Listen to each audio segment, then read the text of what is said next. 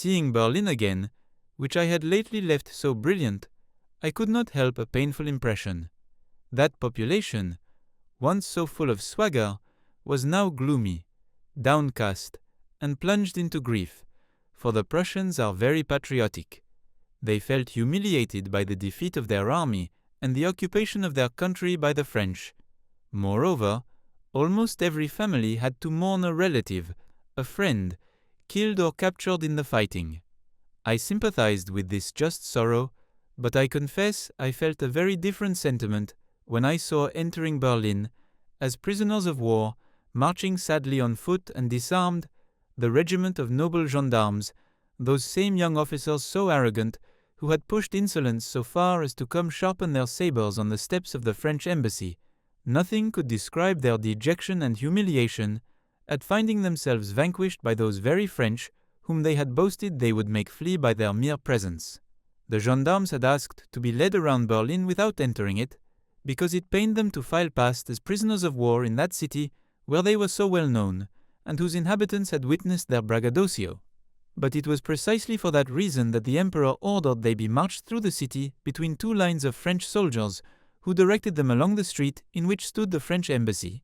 The inhabitants of Berlin did not disapprove of this small vengeance of Napoleon, for they bore a heavy grudge against the noble gendarmes, whom they accused of having pushed the king to make war on us. Marshal Augereau was lodged outside the city, at the chateau of Bellevue, belonging to Prince Ferdinand, the only surviving brother of the great Frederick.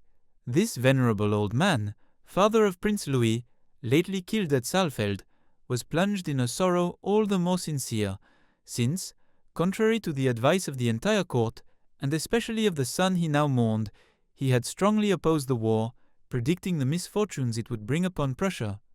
Marshal Augereau thought he ought to visit Prince Ferdinand, who had withdrawn to a palace in the city, and was received perfectly. This unhappy father told the marshal that he had just been informed that his younger son, Prince August, the only one left to him, was at the city gates in a column of prisoners, and that he very much wished to embrace him before he was sent off toward France. As his great age prevented him from going to his son, the marshal, sure he would not be disapproved by the emperor, immediately had me mount a horse, with orders to fetch Prince August and bring him back with me, which was done at once. The arrival of that young prince gave rise to one of the most touching scenes. His venerable father and his aged mother could not tire of embracing that son, who reminded them of their loss of the other. To console that family as far as he could, the good Marshal Augereau went to the emperor and returned with authorization to leave the young prince, a prisoner on parole, within his family, a favor for which Prince Ferdinand was infinitely grateful. The victory of Jena had immense results. The most complete demoralization had seized not only the troops in the field, but also the garrisons of the strongholds. Magdeburg surrendered without even attempting to defend itself. Spandau did the same. Stettin opened its gates to a cavalry division, and the governor of Kustrin sent boats to this side of the Oder to carry French troops into the place, which otherwise we could only have captured after several months of siege. Every day brought news of the capitulation of some corps or the surrender of some fortress. The vicious organization of the Prussian troops was then felt more than ever, for the foreign soldiers, especially those enrolled by force, seizing the chance to recover their freedom, deserted en masse or fell to the rear to surrender to the French. To the conquests made at the expense of the Prussians, Napoleon added the confiscation of the states of the Elector of Hesse-Kassel, whose duplicity deserved such punishment. In fact, this prince, summoned some time before the war to declare for Prussia or for France, had lulled both with promises, reserving the choice to range himself on the side of the victor. A greedy sovereign, the Elector had amassed a great treasure by selling his own subjects to the English, who used them to fight the Americans during the wars of independence, where a very large number perished. A bad kinsman, he had offered to join his troops to those of the French, on condition that the emperor would give him their states. No one, therefore, regretted the Elector, whose hasty departure gave rise to a remarkable fact, still little known.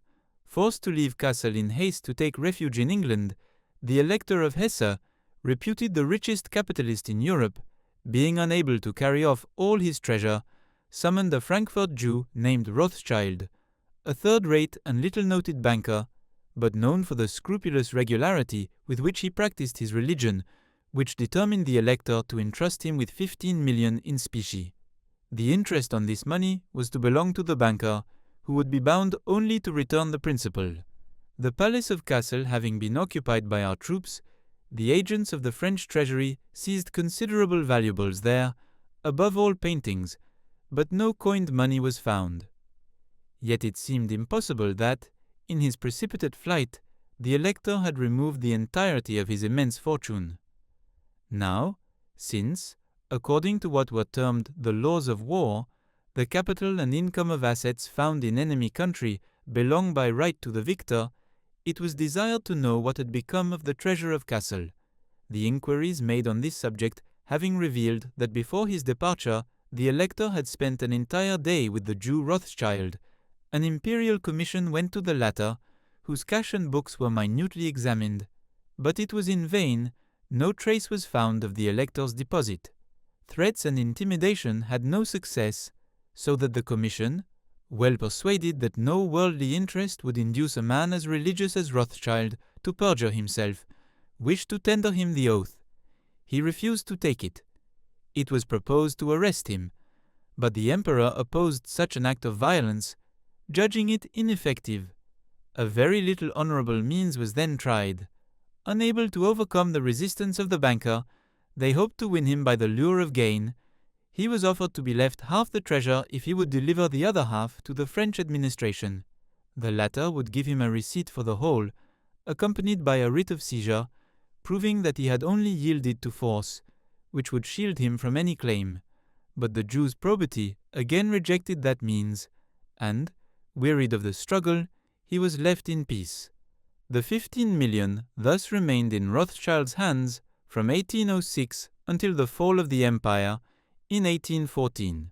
At that time, the elector having returned to his states, the Frankfurt banker returned to him exactly the deposit entrusted to him. Imagine what a considerable sum must have been produced over 8 years by a principal of 15 million in the hands of a Jewish Frankfurt banker. It is from that time, therefore, that dates the opulence of the house of the brothers Rothschild, who owed to their father's probity the high financial position they occupy today in all civilized countries. But I must resume the narrative that this episode had interrupted. The emperor, lodged in the Berlin palace, reviewed every day the troops arriving successively in the city, to march from there to the Oder in pursuit of the enemy. It was during Napoleon's stay in the Prussian capital that he performed the much-known act of magnanimity in granting to the Princess of Hatzfeld the pardon of her husband, who had accepted the functions of Burgomaster of Berlin and used the facilities given by that office to inform Prussian generals of the movements of the French army, a conduct treated among all civilized peoples as espionage and punished by death.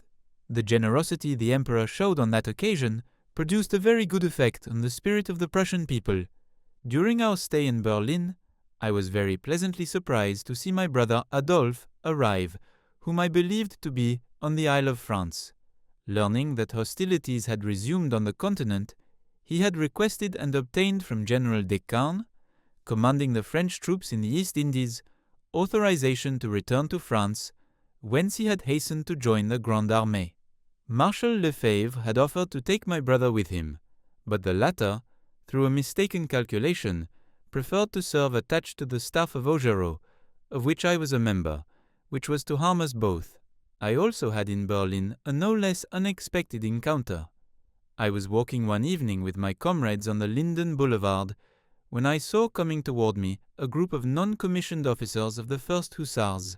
One of them detached himself and came running to throw his arms around my neck.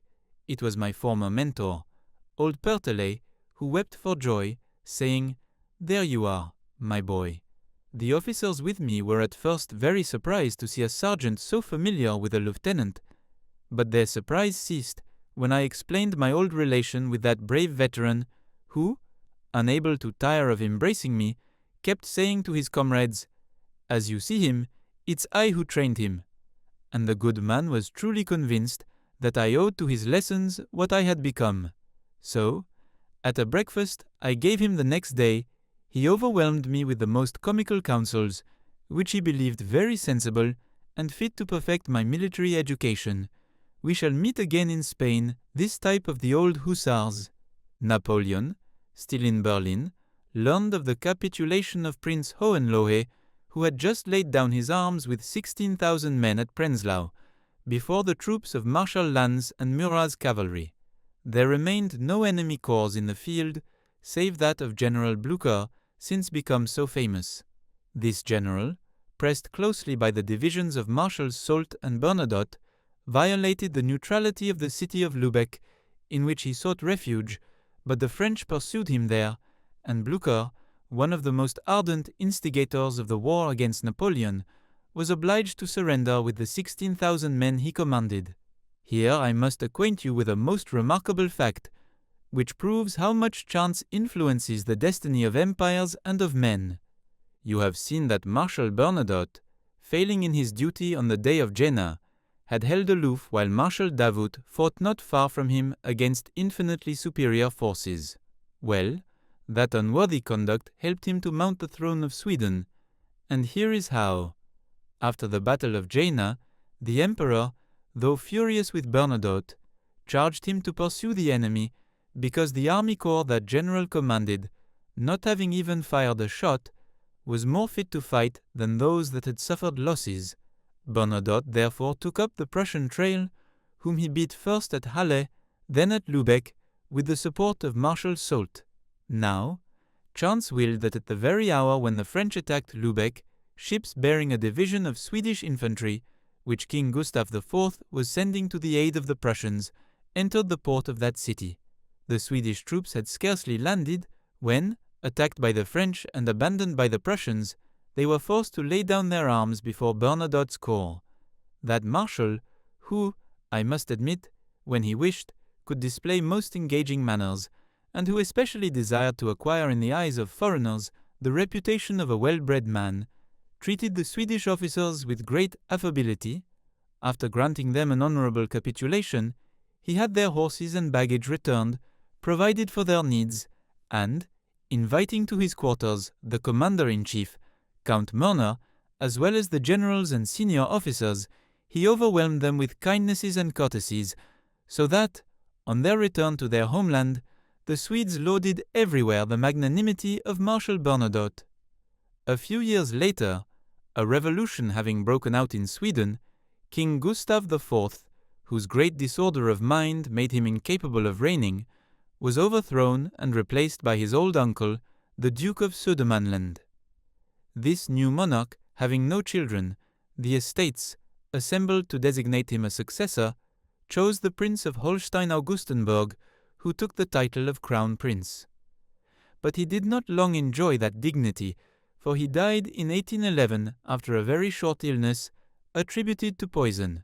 The estates, assembled again to elect a new heir to the crown, hesitated among several German princes who presented themselves as candidates, when General Count Mörner, one of the most influential members of the estates and former commander of the Swedish division captured at Lübeck in 1806 by the French troops, proposed Marshal Bernadotte, recalling his generous conduct. He praised, moreover, Bernadotte's military talents, and pointed out that this marshal was, through his wife, allied to Napoleon's family, whose support could be so useful to Sweden.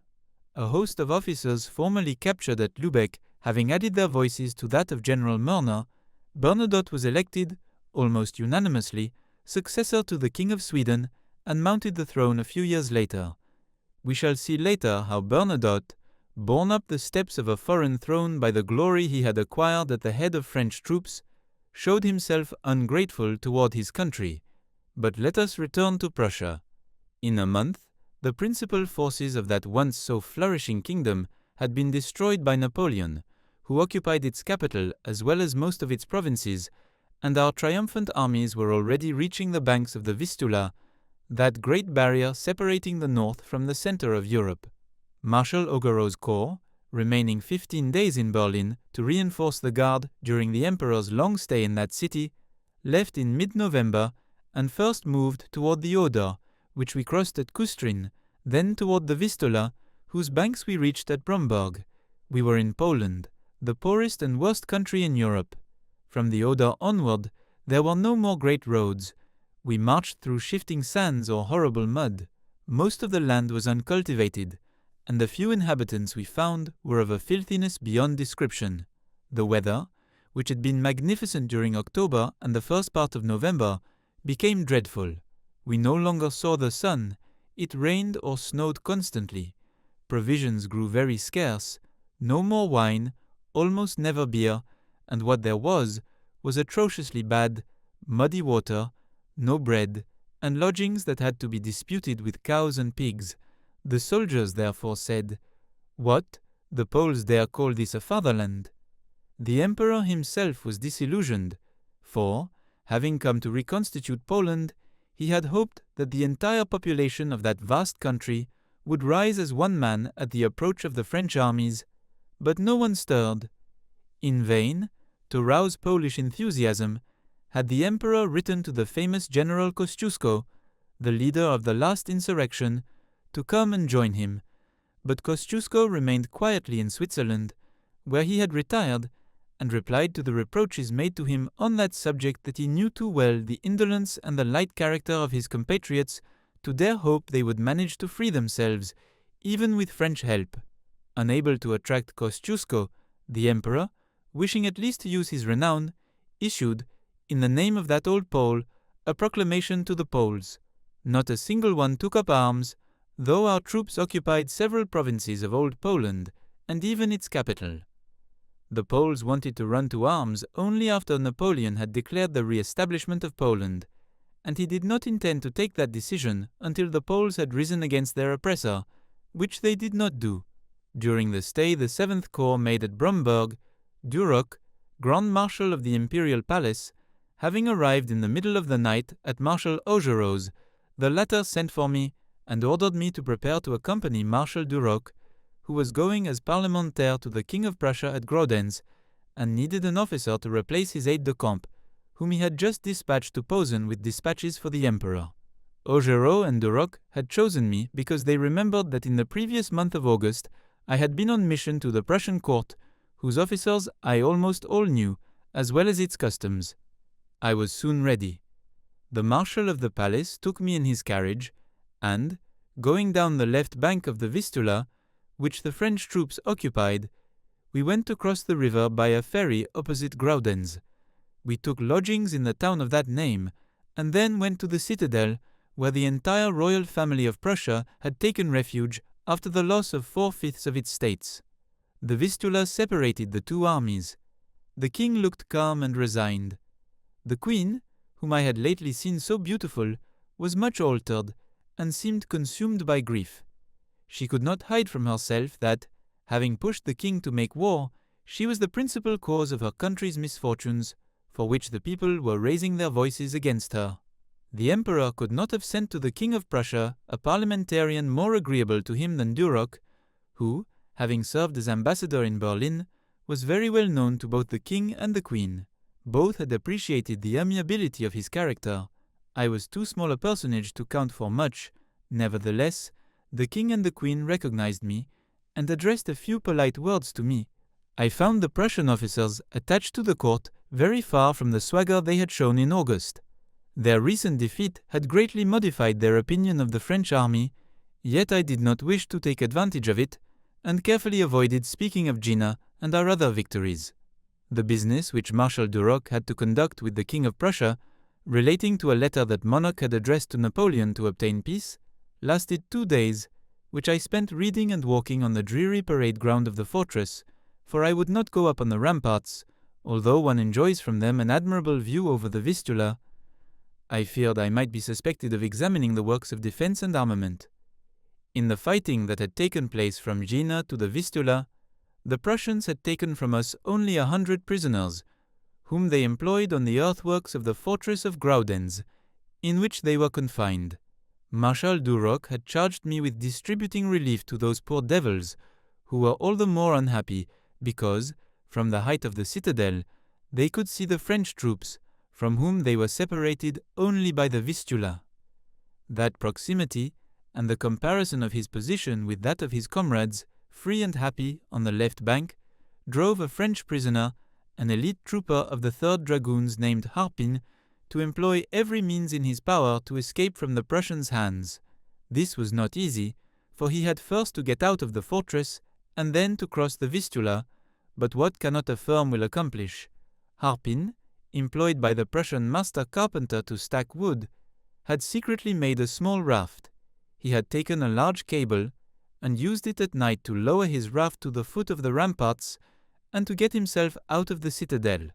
He had already put the raft in the Vistula and was preparing to climb onto it, when, surprised by a patrol, he was brought back into the fortress and thrown into a dungeon. The next day, the Prussian commandant, according to the practice then in force in the Prussian army, condemned Harpin to receive 50 blows of the stick. In vain did this dragoon point out that, being French, he could not be subjected to the Prussian regulations. His status as a prisoner rendered his protest null. Indeed, they were already leading him to the wooden trestle to which he was to be tied, and 2 soldiers were preparing to strike him, when, having wished to take a book from Marshal Duroc's carriage, which stood on the parade ground, I caught sight of Harpin, struggling in the midst of the Prussian soldiers who wanted to bind him. Outraged at seeing a French soldier on the point of undergoing the bastinado, I rushed toward him, saber in hand, threatening to kill the first man who dared to dishonor with a stick a soldier of my emperor. The carriage of Marshal Duroc was guarded by a courier of Napoleon's, known in all the posting stations of Europe under the name of Moustache. This man, endowed with Herculean strength and a courage proof against anything, had accompanied the emperor on 20 battlefields. As soon as he saw me in the midst of the Prussians, he ran to me and, at my order, brought the 4 loaded pistols that were in the carriage.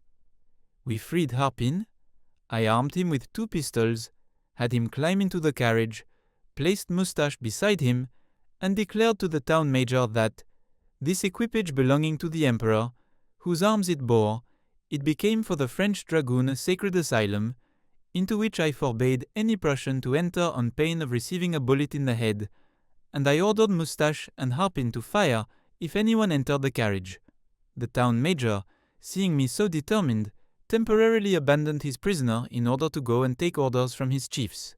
Then, leaving Moustache and Harpin, pistols in hand, in the carriage, I went to the king's lodgings and begged one of his aides-de-camp to be so good as to enter his majesty's cabinet, to tell Marshal Duroc that I had to speak to him on a matter that could brook no delay. Duroc came out, and I reported what was occurring. On learning that they wanted to cane a French soldier, the marshal, sharing my indignation, at once returned to the king, to whom he addressed a warm protest, adding that, if they executed that sentence, he was certain the emperor would, by way of reprisals, have the bastinado applied, not to the soldiers, but to the Prussian officers who were prisoners of war. The king was a very gentle man. He understood that the soldiers of each nation must be treated according to their point of honor. He therefore ordered that the dragoon Harpin be set at liberty, and, to please Napoleon, from whom he was at that moment soliciting peace, he offered Marshal Duroc to return to him the 150 French prisoners if he would pledge to send back an equal number of Prussians. Duroc having accepted, one of the king's aides-de-camp and I went to announce the good news to the French prisoners, whose joy was extreme.